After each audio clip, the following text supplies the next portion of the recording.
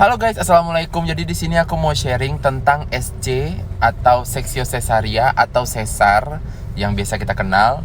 Jadi seksio cesaria ini adalah suatu prosedur melahirkan untuk ibu hamil dengan proses pembedahan. Ternyata SC ini makin kesini tuh makin kesana. Maksudnya, jadi banyak banget sekarang ibu-ibu hamil itu kalau ingin melahirkan itu udah prosedur SC aja atau sesar aja gitu kan, tinggal dibedah aja, jadi sakitnya nggak berasa kayak lahiran normal gitu, dan praktis dan cepet gitu, tinggal dibius dah keluar janinnya atau bayinya langsung lahir gitu ya. Apakah benar prosedur seksio cesaria ini yang paling best gitu, yang paling bagus? Oke, mari kita bahas. Seksio cesaria atau SC merupakan prosedur melahirkan yang sangat efektif untuk mencegah mortalitas atau angka kematian pada ibu dan janin apabila dilakukan berdasarkan indikasi medis yang tepat. Nah, proses persalinan dengan seksio cesaria ini ternyata mengalami peningkatan di seluruh dunia. Tetapi, angka kenaikan kejadian SC ini tidak memberikan manfaat yang signifikan untuk maternal maupun perinatal. Malah sebaliknya, peningkatan angka seksio cesaria ini itu berkaitan erat dengan angka morbiditas antara ibu dan anak atau janin ya. Angka morbiditas ini adalah angka kesakitannya. Nah, ternyata resiko dari SC ini ada resiko jangka panjang dan jangka pendek, yang mana akan sangat mempengaruhi kesehatan baik pada ibu maupun anak maupun kehamilan berikutnya. Nah, resiko jangka pendeknya tuh seperti terjadi peningkatan kebutuhan transfusi darah tentunya ya, karena itu kan proses pembedahan.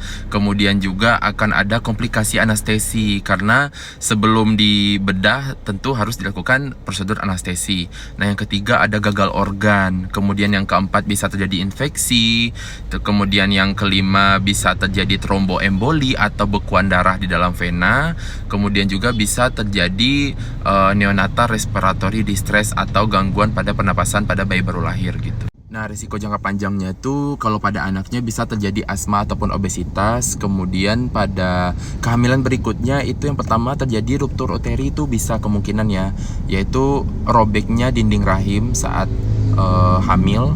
Kemudian juga terjadi plasenta akreta atau akar dari plasenta itu sangat dalam nempelnya di rahim ya, sehingga susah untuk diambil setelah kelahiran dari janin nanti.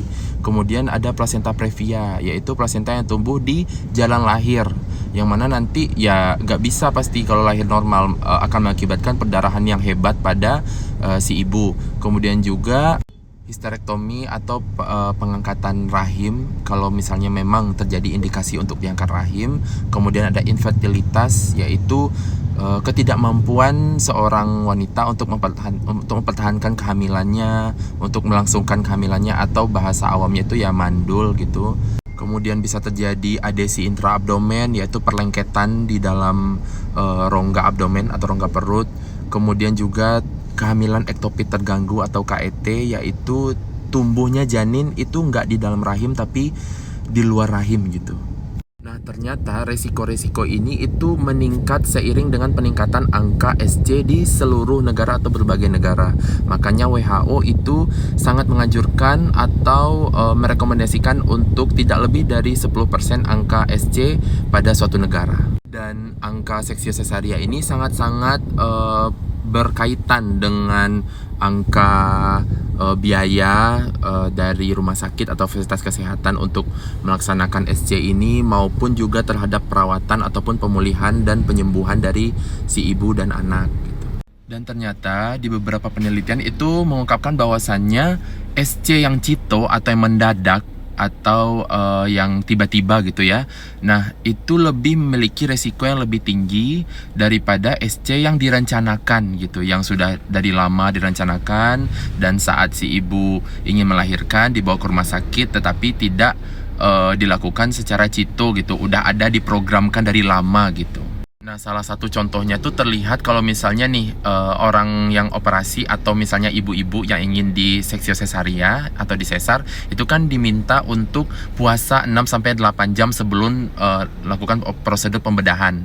Nah, kalau misalnya yang cito atau yang mendadak, yang kita tiba-tiba nggak tahu terus dilakukan sesar itu kan langsung dilakukan saat itu juga, berarti tidak ada prosedur untuk disuruh puasa sebelum pembedahan. Otomatis nanti resiko untuk aspirasi itu akan lebih tinggi. Maksudnya nih, aspirasi ini kalau misalnya kita makan, minum, kemudian kita dibius, itu kan badan kita nggak sadar ya. Otomatis nanti saat keadaan kita ditidurkan itu kan badan datar berdasarkan gravitasi, itu pasti nanti makanan atau minuman itu akan mudah naik atau refleks ke arah rongga mulut dan akibatnya tersedak masuk ke dalam rongga paru-paru, rongga pernapasan yang mengakibatkan infeksi lah pada paru-paru atau di rongga pernapasan gitu.